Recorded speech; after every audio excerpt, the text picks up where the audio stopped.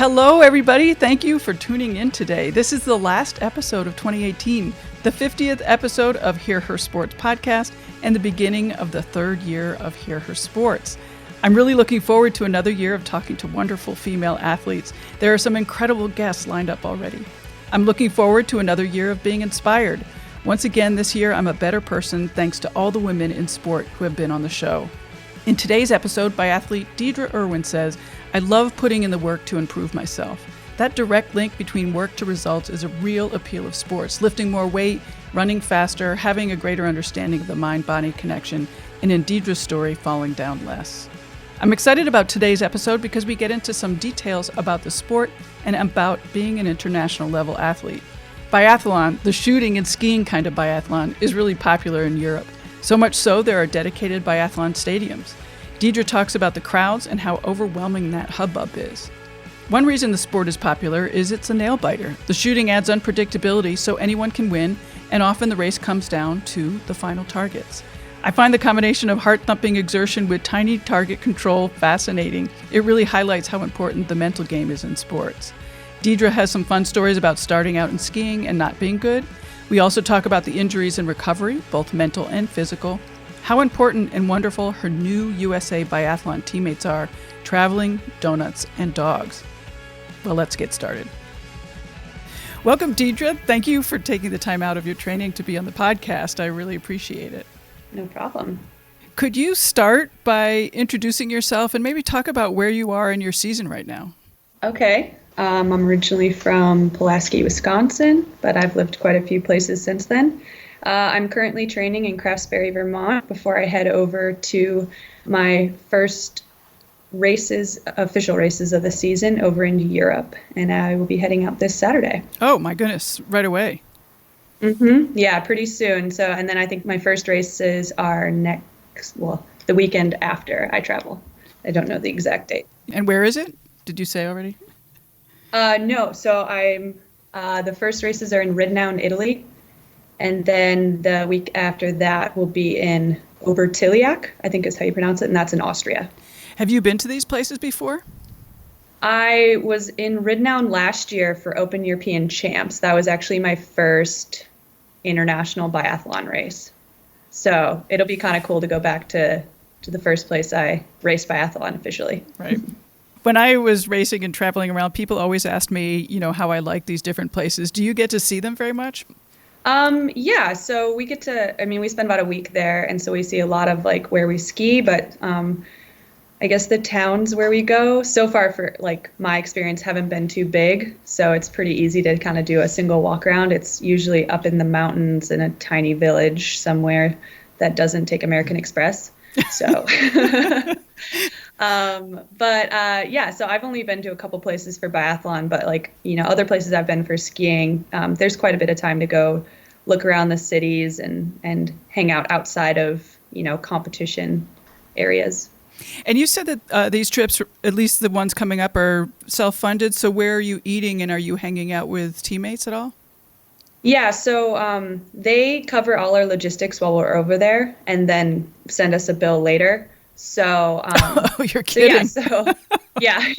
It's they kind of give us a roundabout of what it's going to be, so we know a little bit, but yeah, I mean they put us up in hotels all together as a team, and then they usually supply breakfast for us, or the hotel does, and then lunches and dinners are at a different location sometimes. But yeah, everything is pretty much covered while we're there, so we don't have to worry about it. I saw in your Instagram that you're dealing with some injuries. Could you talk about that a little bit? Yeah, so, oh man, when was this now? I guess back in September, I had just a really awkward, weird crash in which I sustained whiplash. And so that was a little traumatizing, and I had to take a week or so off, and I probably came back too soon. I think that's what happened. And I kind of hopped right back into intervals as I was feeling better. And then my back spasmed.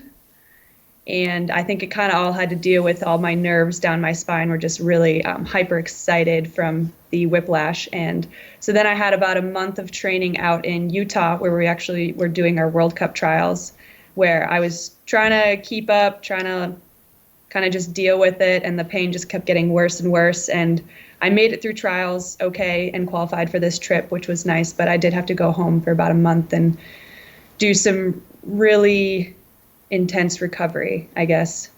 So starting to get back on skis now, not feeling the fastest, but my back is minimal pain. And so I'm really excited about that. But definitely trying to make sure I'm keeping up on my yoga and stretches and PT and everything like that. So, is this the worst injury that you've had? Oh, goodness. No.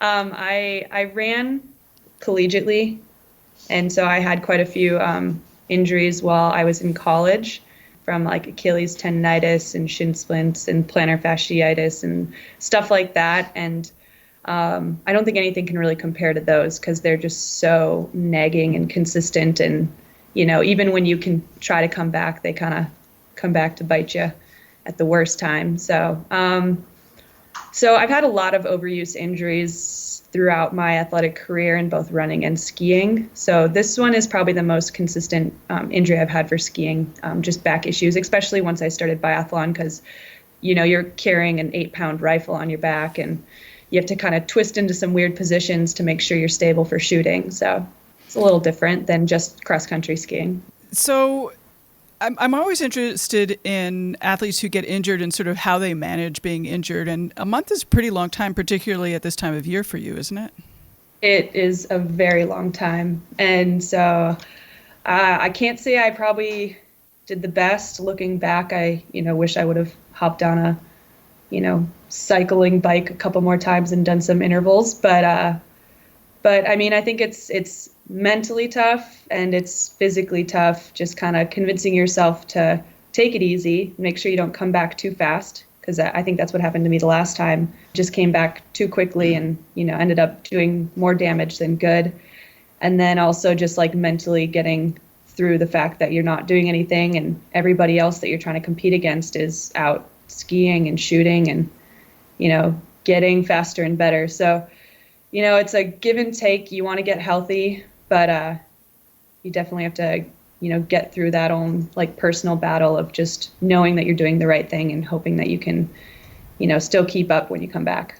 I always love hearing the stories of people who've been injured early in the season and end up being really strong at the end because they're so rested. Yeah, exactly. And so that's where, I've officially been back for a full week now. And definitely the first week was really tough. But now that my muscles are not as sore anymore, I'm actually feeling a lot better and more confident. So it's, again, getting through that first little bit of your body kind of going through the shock of coming back is rough. But now I'm pretty excited for the races coming up, and I'm hoping, that rest will pay off. How do you remain positive during that downtime? I rely on my family and my friends a lot. Just to keep me busy and keep me in a good mood. I watch a lot of Netflix. My family's been super supportive when I was home, just trying to like keep me busy with my nieces and nephews and, keeping me in a happy place.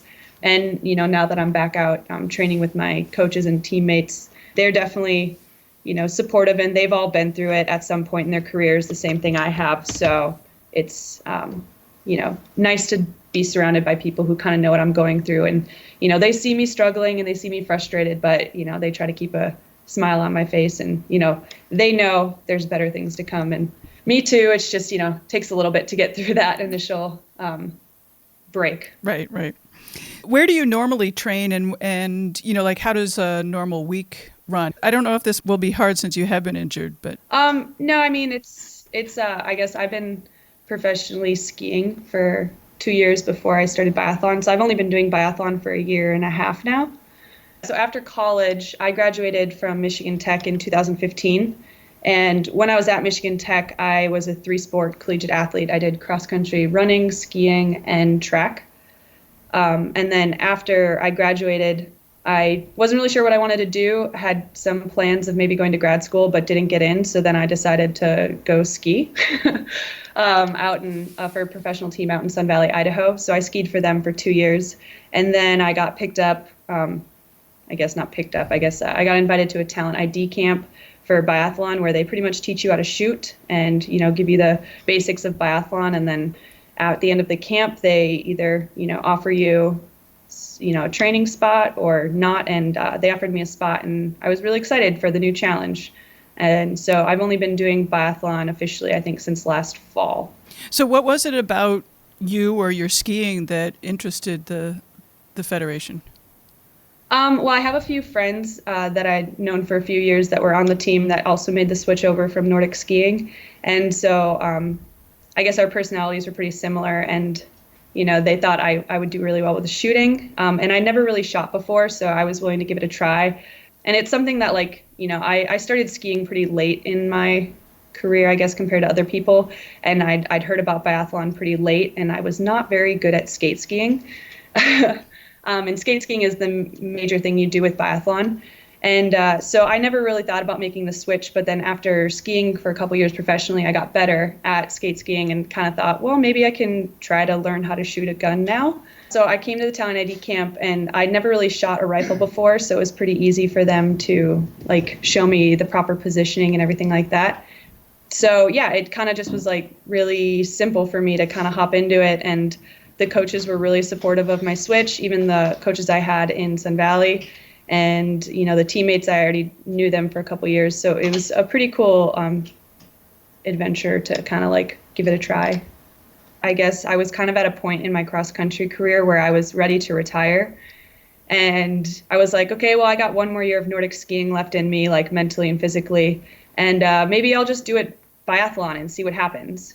And so I kind of, I guess, went into biathlon with this whatever happens, happens kind of mentality, which I think was really good for me. And I just didn't really know too much about it. So I was able to kind of forgive myself a little bit more for missing, many, many shots in every single race I did. And so I think that kind of helped is, just kind of having that mentality of this is just supposed to be fun and we'll see what happens with this season. And it ended up, working for me and going really well. And I got invited to join the X team, which is a development team based in Lake Placid, New York, with a U.S. biathlon. What do you like about the biathlon? And maybe in comparison to just sort of normal cross-country skiing, and also maybe to running, because you did so much of that too. Yeah. So running, came second nature to me. It was something I'd always done since I was a kid. And so when I joined Nordic skiing, it was this new, cool challenge that I didn't really know anything about. And I actually really sucked at it when I first started, and I hated it. But I think the first time I came home from practice, my mom was I think she was oh, what are you going to do tonight? And I was I'm going to eat and I'm going to go to bed. And she's why? And I'm I'm tired. And she had never heard those words come out of my mouth after running practice. And so she was you're going to stay in skiing. This is good for you. And so I stuck with skiing and, and eventually in college kind of started specializing a little bit more on the skiing side. And I just fell in love with it more and more. It's brought me to so many cool places. I've skied in many different places in Canada, and I got to go down to Australia, and I got to go over to Kazakhstan, which was kind of cool. A little weird, but kind of cool. And so from there, it was just I really enjoyed kind of the adventure of Nordic skiing. And then, like I said, when biathlon kind of made its way into my career, it was just a totally different aspect, having to stop and, get your heart rate and your position under control to hit these targets that are just so tiny. I can't imagine actually hitting them. And it was really fun and new and I guess challenging. Not that Nordic skiing wasn't already challenging for me, because it was, but it was just really fun and cool. And the coaches were really amazing. And I've never seen a more passionate group of people working with their athletes. And so that was also a huge draw for me, was just the U.S. Biathlon Association in general and their passion towards their athletes and trying to become the best in the world.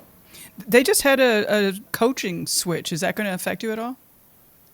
No. So last year I was getting coached by their development coach, who ended up leaving along with the two head coaches. And so the coaches that they got in this spring are really great and actually really broke everything down for everyone from our highest level Olympic athletes to me, who is brand new to the sport. And I think it was actually really good. Armin is the women's coach, and he has been amazing to work with. And I have made huge strides in my shooting and my skiing because of him. So I don't think the coaching switch was bad at all. I think it's actually really great for the team, especially both men and women's side, now that it was like off an Olympic year, and we have a lot of new faces joining the program. So you've mentioned shooting. So can you describe it? I hadn't realized how tiny those targets are. So maybe talk about that. And also, like, what are you thinking and how are you training for that? Oh, man. So I'm still pretty new to it. So take everything I say with a grain of salt because I'm still learning myself. But the target that you see, I guess, while we're shooting is about the size of a DVD, I would say. And you always see that size target. However, in prone, the target is about the size of a golf ball, racquetball, maybe between there. And so you're actually trying to hit the middle of that big target that you see when you're shooting prone. And so prone is when you're laying down on the ground and you shoot it 50 meters away. And so you're shooting at like about a golf ball sized hole. That's incredible. I guess, to make the paddle fall down. And then when you're shooting standing, the target then changes to show the bigger paddle, which is about the size of a DVD that we shoot at. The breathing, so all the things you think about when you come into the range. You have to look at the wind flags because the wind flags can change, how your bullet's going to fly. So you have to change your sight sometimes.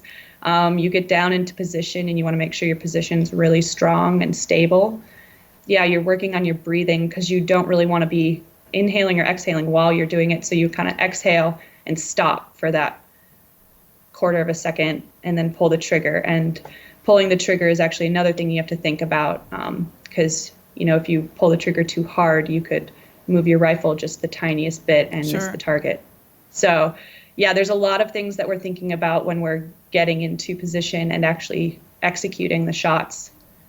So, yeah, breathing is something we really practice, trigger control, just in general, getting it in and out of position. We do a lot of what we call dry firing, which is actually just like in a room and we set up a target on the wall, just like little dots, and we'll just practice actually like taking the shot at the wall, but obviously we don't have any live ammunition, and which is why it's called dry firing. So you're skiing along and your heart rate is racing. At what point, as you're heading towards the range, are you starting to, make any changes in your skiing or breathing or thought process? It depends on the course a lot of the times. So if you have like a downhill, I guess, coming into the range, then you can, kind of keep your speed up and, just really focus on like taking those breaths to kind of get your breathing and your heart rate under control. But sometimes there's an uphill coming into the range, but you don't really want to slow down. So it's a little bit harder. So you have to just kind of like try to figure out how to come into the range under control so that by the time you get to your mat, you are decreasing your heart rate and your breathing is under control. And so it's a lot of just, I guess we practice it a lot all throughout the summer. And then when we get to a new venue, we'll practice what we call like range approaches. And so kind of doing like a speed into the range and see how we want to get our breath and our heart rate under control by the time we hit the mat. That part is so interesting, just being able to balance, like the endurance aspect of skiing with the precision of shooting. Yeah, it's been a huge change for me coming from Nordic skiing because I guess I was kind of the person like straight off the line in Nordic skiing. I was redlining and going as hard as I could and just like, first one to the finish wins kind of thing. And in biathlon, you have to, your first lap, you want to keep under control so you can shoot. Your second lap, maybe go a little bit faster, but you still need to be under control and shoot. And then, once you're finally onto your last lap, that's when you just hammer and go. But yeah, it's definitely kind of finding that balance between like, I need to ski fast, but I need to make sure I don't come into the range, and blow up and miss all 5 of my targets. I have watched some biathlon, and it definitely seems to me that a priority of the sport is getting those targets. Is that the reality of it? It's hard to tell how fast people are actually skiing. Yeah, I mean, there's a couple people in the world who can miss targets and still win a race because their skiing is, better than most of the people around them. But in general, the person to clean a race is going to be a much higher advantage to winning than, somebody who misses 1 to 2 to 3 targets, especially in like a sprint race. Those ones are, the shorter where you only have 1 prone and 1 standing. So you really want to clean both of those stages. But yeah, it's a give and take, I guess. You got to find that balance between taking your time and hitting those shots and, maybe taking a little bit, going a little quicker. I guess I'm still trying to find that balance. I'm about 50-50 right now. Sometimes I come in too hot and I just can't hit a thing. Yeah, I was going to ask you, what are you working on now in terms of the shooting aspect of it? Right now I'm working on coming into the range with a little bit higher of a heart rate. So I've been able to do a lot of like really easy shooting, and I've been getting a lot better at that. But after taking the month off, heart rate's a little bit higher in general while I'm trying to, ski faster. So trying to figure out how I can come into the range and still be under control when I have a heart rate of, 140 or something. And what are you working on in the skiing? Or is that totally given at this point? No, I mean, we're constantly working on technique. We have technique sessions, where we're just trying to perfect our V1 and V2. Those are a couple different styles in skating.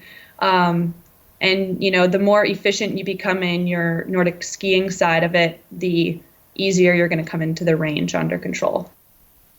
I read somewhere that anything can happen. Like I was watching some videos and so many people that were being interviewed said, oh, like anything can happen in the race. Anybody can win. And it seemed like that was really different from other sports where you sort of knew going in, like who were the strong people. Do you feel that way? Oh, 100%. Yeah, I think I know what video you're talking about. Susan Dunkley, she's probably, I think she's our fastest biathlete in the U.S. right now, and she's been to a number of Olympics. And I think she said that you can go from getting 80th place one day to getting on the podium the next. Biathlon is so diverse in like, if you can clean a race or if you're not going to clean a race. And, there's a handful of people, will always be up there. They're just like really consistent. But yeah, you never know when somebody, who's never made a podium is going to win a race. Mm-hmm. It's so different than just like cross country skiing where you kind of know who your top 20 are at every single race and they're going to get that top 20. Where biathlon, I think last year there was this guy who I think he was like a junior skier or something even, and all of a sudden just like got thrown into a World Cup race and he ended up podiuming. I can't remember what country it was, but it was like so crazy mm-hmm. to see that. What accounts for such a range? I mean, are there bits of luck that? I think it just comes down to shooting. I mean, there's days where you can feel like you're just gonna shoot really well, and then you end up not shooting very well, and then there's some days where I think like Lowell Bailey, it was a couple years ago where he won a world championship race where his skiing was just really consistent and really good. And he had cleaned all the way up to the last stage. And then that last stage, he started way behind a lot of the leaders. So they had already thought the podium was, done. And he comes in and he just like cleaned his last stage and he came in and he ended up winning the entire thing, like out of nowhere. And so, I mean, it really depends on the day. Some days you can hit everything and not feel great skiing. And so you're going to end up, somewhere in the middle. And then there's other days where you're going to clean and you're going to feel amazing skiing and boom, you could be on the podium. Right. Do you do mental training? I personally do a little bit of like visualization and stuff like that. It's kind of always been a part of my like pre-race technique. It's carried over from running and skiing. And then we've started doing some, I guess, mental shooting training when we're doing our dry fire during the summer, where we kind of just, lay back and, try to visualize or like, feel how like, how is it going to feel when we pull the trigger and like how is our breathing and what's the site look like. There's a lot of aspects to that part. I think mental training is huge for athletes in general in any sport, and definitely in this shooting sport, because there's that whole aspect of you need to get into the range, and everything needs to be second nature, getting into position and just take really good shots. I think like last year the best race I had was in Martel, Italy, and it was only I think it was my first IBU Cup, and my coaches were all really surprised. I ended up going into the range and I cleaned my first 3 stages. And it was just like unreal. I'd never done that before. And then I got done with the race and they're like, what happened? I was like, I have no idea. Someone else like took over my body for the shooting aspect. But it was like one of those things where it had become already so second nature for me to just get into position and just, calmly take those shots in the middle of the race that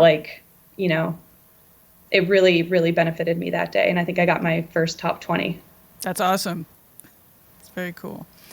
I think I interrupted you when you were talking about your training and going through what you do during the week. Can we get back to that? Yeah. So a normal week for us is, I guess, pretty similar to most other endurance athletes. We do a couple of like easy distance for us as like 1.5 to 2 hours. And we call them combos when we're shooting. And so we'll just do a lot of, looping around the range and just really working on our range procedure, going in and shooting a lot of shots. And then a couple times a week, we'll do intervals, anything from like threshold or above. And then again, usually with shooting. So we'll come into the range with a higher heart rate and really practice on taking those solid shots. And then usually once a week, we do like an over distance, which is just like a long, easy ski.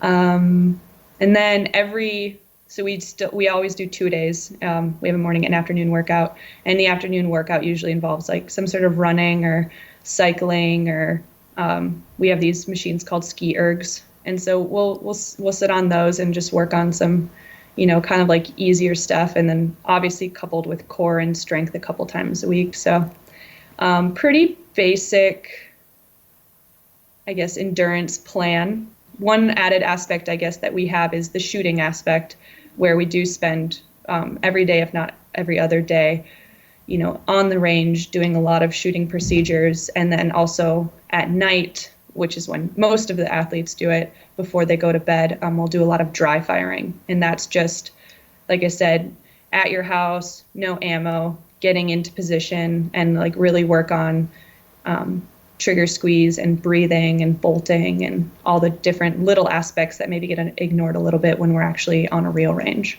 And what are you doing when there's no snow? I assumed all of that was when you had snow. Yeah, no, that's year round. So we do roller skiing during the summer. And so there's roller ski tracks. There's a couple throughout the U.S. There's one in Lake Placid that has a range on it. So you're actually able to roller ski up into your point and getting into position the same as you would on snow. Oh, that's cool. Yeah, and then we also do running with, obviously not with our rifles on our back, but we'll like pick up our rifle when we get into the range and do the same thing and get down into position. And so there's a lot of different things you can do to, still get a lot of range time during the summer. So running, roller skiing, I do a lot of mountain biking as cross training and stuff like that. Mm-hmm. And are you weight training?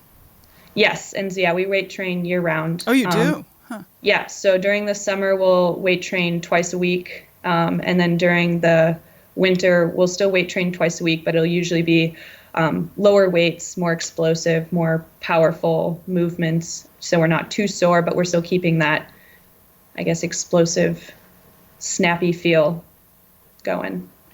Do you do any cool exercises? There's quite a few that, like, when I'm home and doing my exercises at my like local gym in Green Bay, Wisconsin, that people are like, what are you doing? But yeah, there's a lot of core workouts that look really funny that we do. One of them is called dolphins. If you want to Google that, it's like you have those big bands that people use. You like suspend it from a pull-up bar, and then you like put your feet in the band, and then you're like on your elbows on the ground, and you just do this. And they call it dolphins. I think they call it something else, but you like try to use your core and your lats, and your body has to stay straight, and you're kind of just like bouncing your feet up and down. It's a little insane, but it is an ab burner though. Like my core is always wrecked after doing those. Right. I did see a weight training sort of short clip of some summer training for biathletes, and there seemed to be a lot of core, which I know is necessary for skate skiing, but it seemed like maybe more. Do you guys need more core strength than cross country skiers? Yeah, I don't think we need more per se than them, but like it is a huge benefit to have like a really stable core for shooting. Right. So that's one thing I've really noticed as I've gotten further along, is it really benefits your skiing, like obviously, but also coming into the range and having that really, really stable midsection really helps. So I don't know if it's more beneficial, but like it's definitely super important, and it really helps out a lot. You've been doing sports since you were a young kid. Did you get support from your family as an athlete? Yeah, I started running.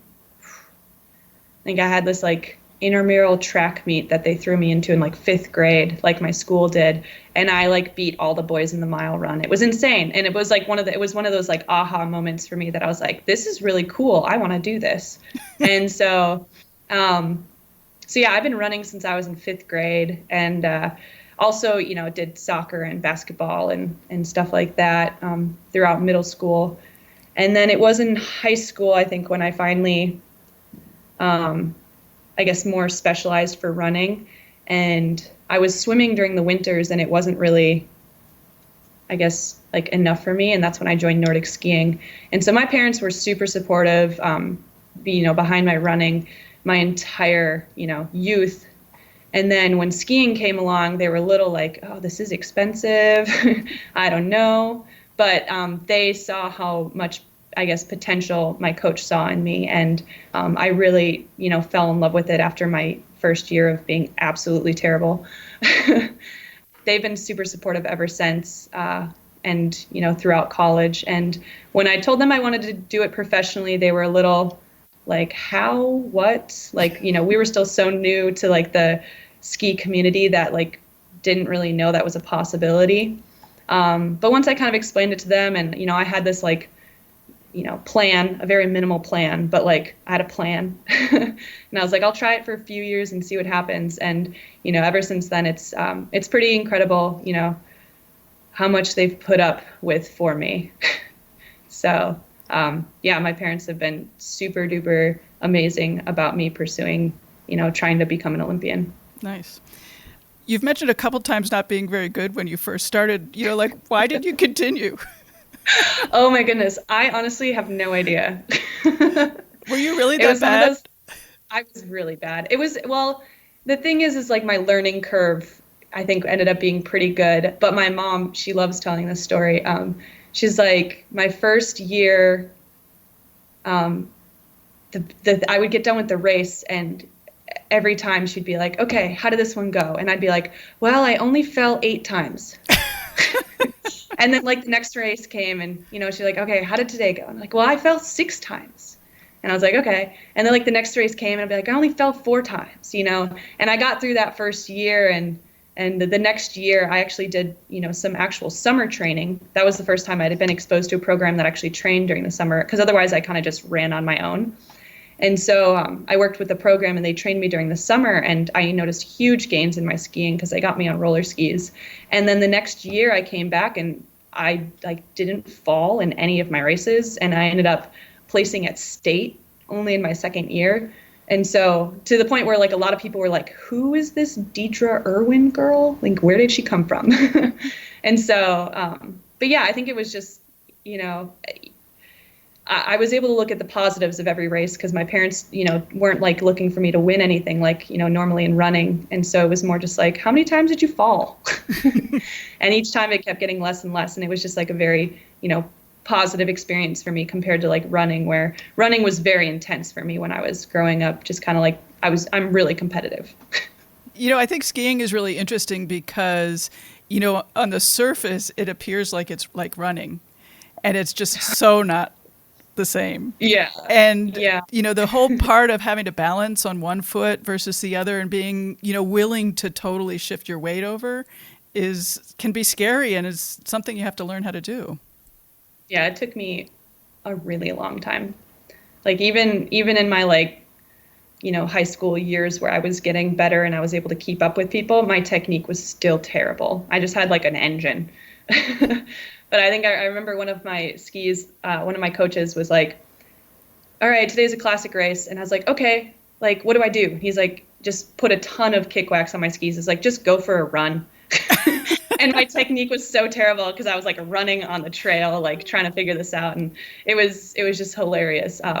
Looking back at like some of the pictures, I think I even wore like hobo mittens, those like mittens that like fold over, right? Like and have your fingers showing. It was like so, yeah. Oh man, should dig up some of those pictures sometime. Right. So what makes you good now? I think I finally learned to have fun while I'm, like just out here. I love training. I think that's an aspect most athletes have, but like some of them don't. I love being out here and training, and racing is probably one of my least favorite things, but like, I just love putting in all the effort. And I've never really been like the fastest runner or skier or anything like that, but I love putting in the work to improve myself. Yeah, I asked that question quite a bit, is, whether you like training or competing better. And I gather you're a trainer. I love training.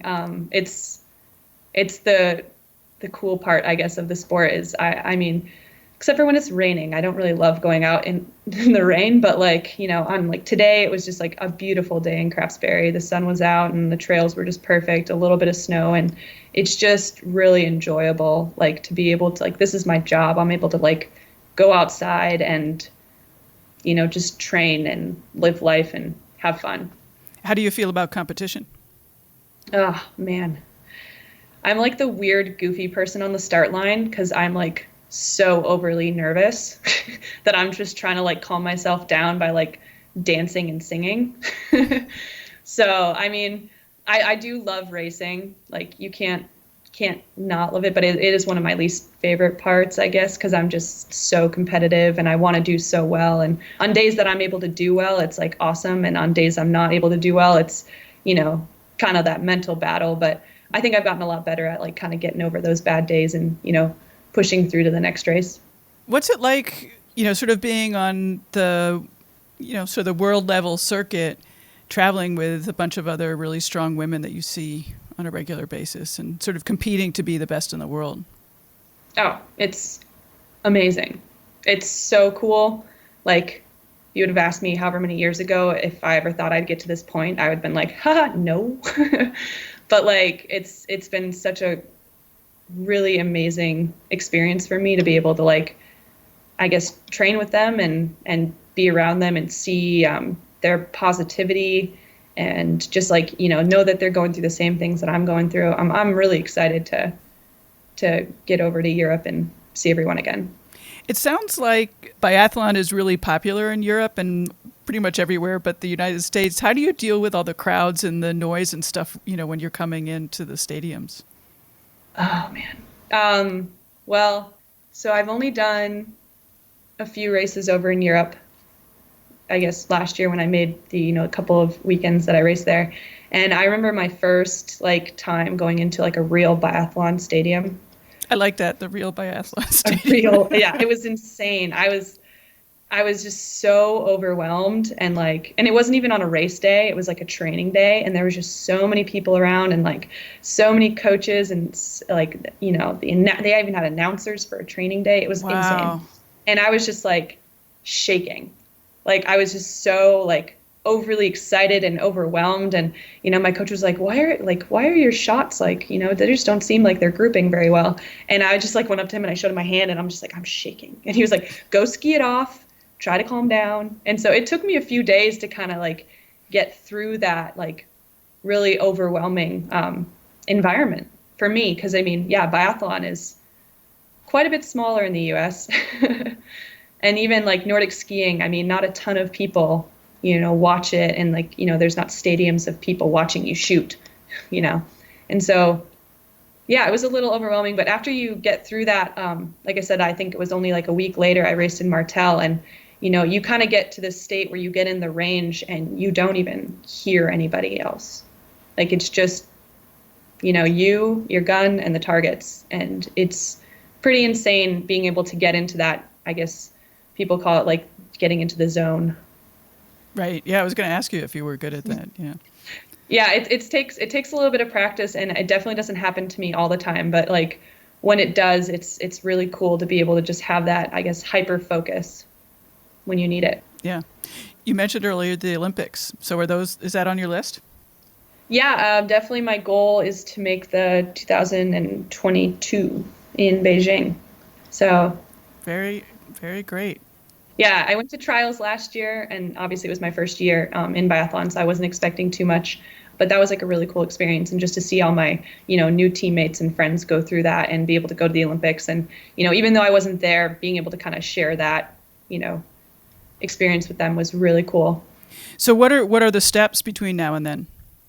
I guess like right now I'm on the X team, which is like a developmental team. So in the next year or so, I'd really hope to make like the A or B team, which is, I guess, more of the actual World Cup team that goes over and races on the World Cup. So right now I'm racing on the IBU Cup, which is, I guess, the tier below the World Cup races. And so, yeah, I guess like just making those, small steps to improve my shooting, I guess, get more consistent, and then always trying to improve the skiing. Mm-hmm. So. What are you looking forward to most this season? Oh, man, all of it. It's just, the sport is so cool. Like, I'm always surprised week in and week out, just like what I'm learning and what I'm experiencing. So I'm really excited to see a couple new places when I'm traveling. And yeah, and also there's a World Cup coming to the US, which is huge and really exciting too. So there's one relay spot on the women's team that will be open, and it would be really cool to try and make that spot. But obviously I got some really awesome teammates to compete against. But yeah, it's going to be super exciting. There's a race in Canmore, and then there's a race in Soldier Hollow, Utah.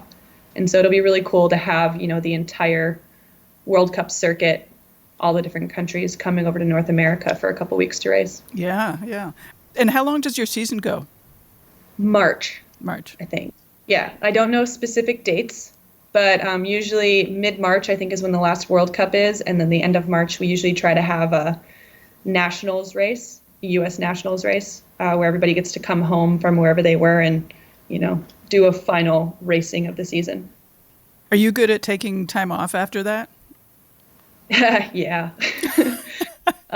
Yeah, I am. I like to go home and see my family and, just kind of veg out and, catch up on some things. Last year, let's see, actually for the past 2 years, I've actually been focusing on some health issues that I had.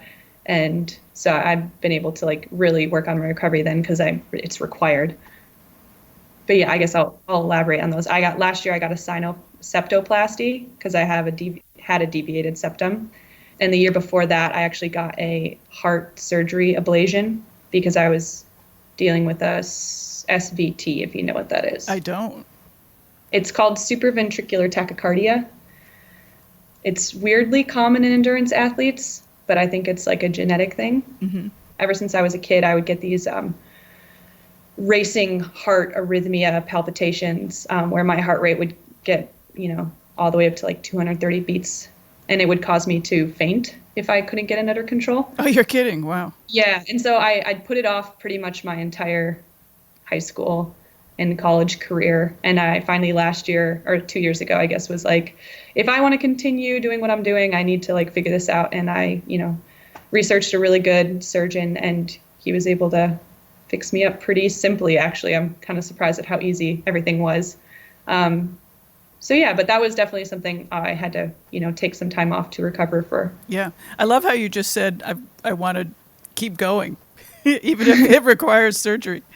Yeah, exactly. It was an interesting decision to make, and I don't know why I put it off for so long, but yeah, I'm really happy I did it. It's been amazing not to have to deal with, trying to race and make sure I'm not gonna go into a palpitation or arrhythmia. Right, right.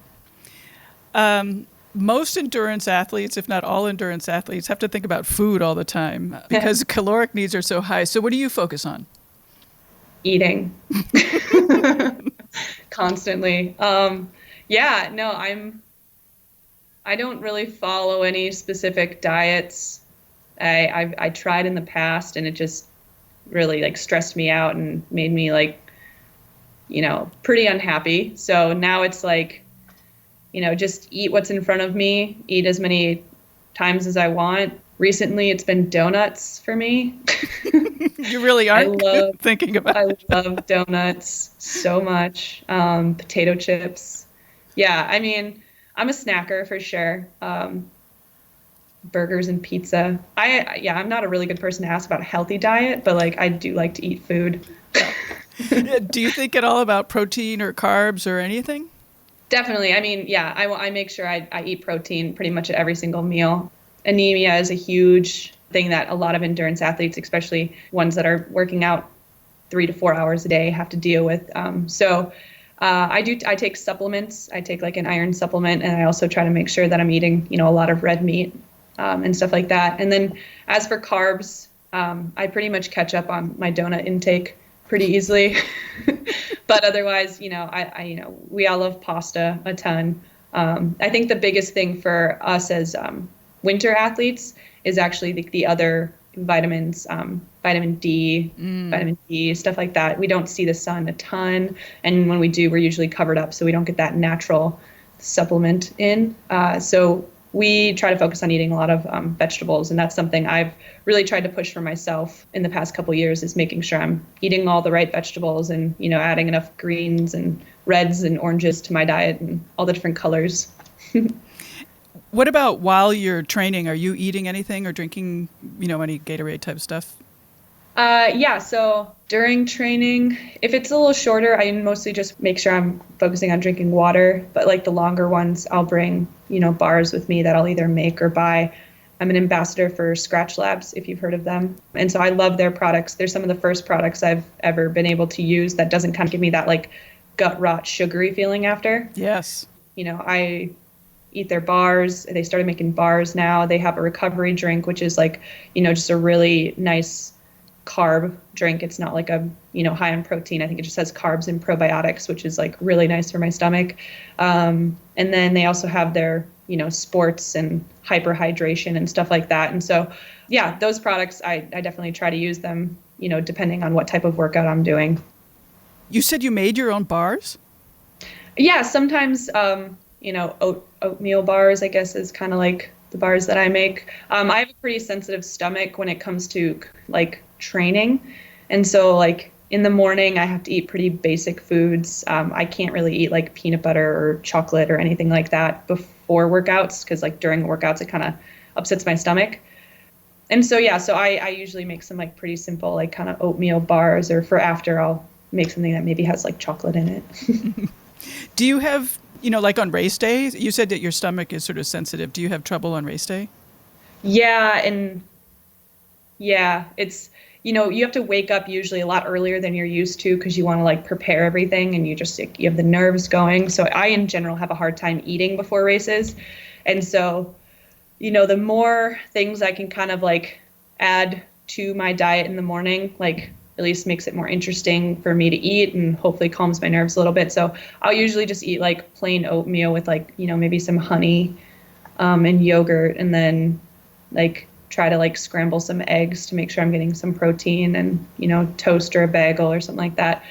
But that's when I'm home, I can make that. Sometimes when we're traveling, it's really hard to make what you're used to, because you are just served what they serve you at the hotel. Last year when I was in Italy, I kind of had one of those like moments where I was like, oh my gosh, am I going to be able to eat enough before I like go race? And because they kind of have like a little bit different menu than I'm used to. But it actually ended up working out pretty well. They have a lot of pastries and stuff like that. And they're sort of like donuts. Yeah, exactly. Like Usually don't eat those before a race, but maybe I'll start giving it a try. We're wrapping things up, but I wanted to ask you about your dog and dog walking. Yeah. Oh, yeah. So my parents have my dog. I guess her name's Pico. She's amazing. She's a Catahoula leopard dog mixed with something. But yeah, she is so fun to go running with. And then when I lived in Idaho, I did a lot of dog walking and dog sitting, and I love dogs so much. If I could own one right now, I would, and it would just travel everywhere with me. But obviously, that's that would be a little something rough. But yeah, every chance I get to like dog sit or dog walk or anything, it's just like it's one of those, I guess, like, I'm trying to think of the word, is calming things for me. I guess just like dogs are so happy, and whenever you're in a bad mood and you just go by a dog, it makes you happy. I can't argue with you. That's awesome.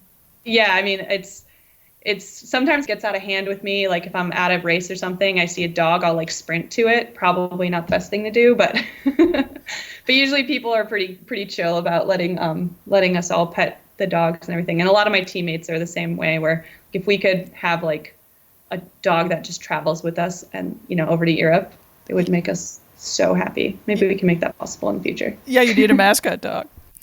Exactly. We need a mascot. Yeah. That'd be legit. I didn't ask you about mentors or people that are important to you. Man, I guess, just my parents, again, they're just super amazing and supportive, and I would not be here without them. My brothers are pretty cool, I guess. And then my teammates, I mean, like I said, switching from Nordic skiing to biathlon was, one of the easiest things I think I've ever done. And, the community surrounding biathlon is just so supportive, including, people I'm actually competing against and racing against. They're just so amazing.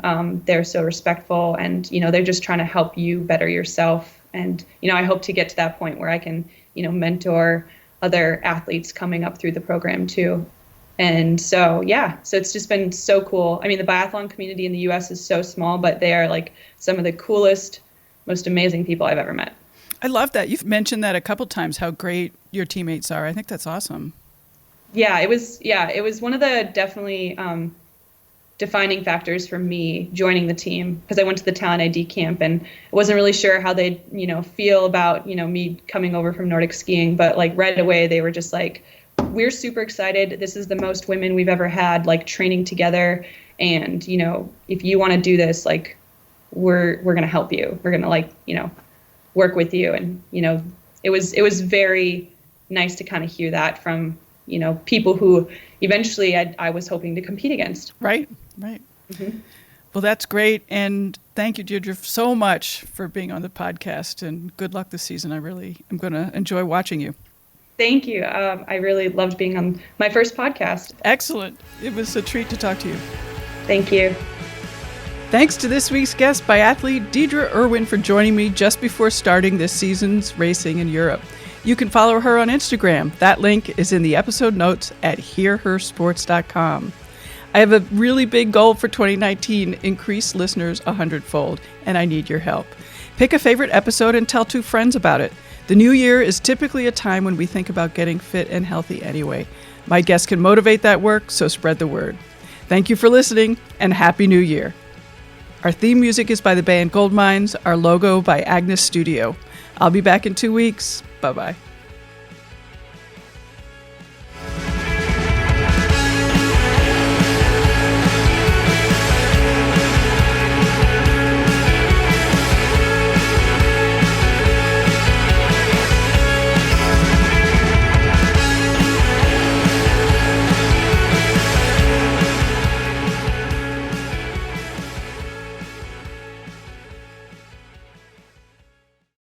Whether you are a brand new runner or you've been running for years, there is always a new way that running can change your life, and this is what the Planted Runner is all about. Being planted also means you're ready for growth.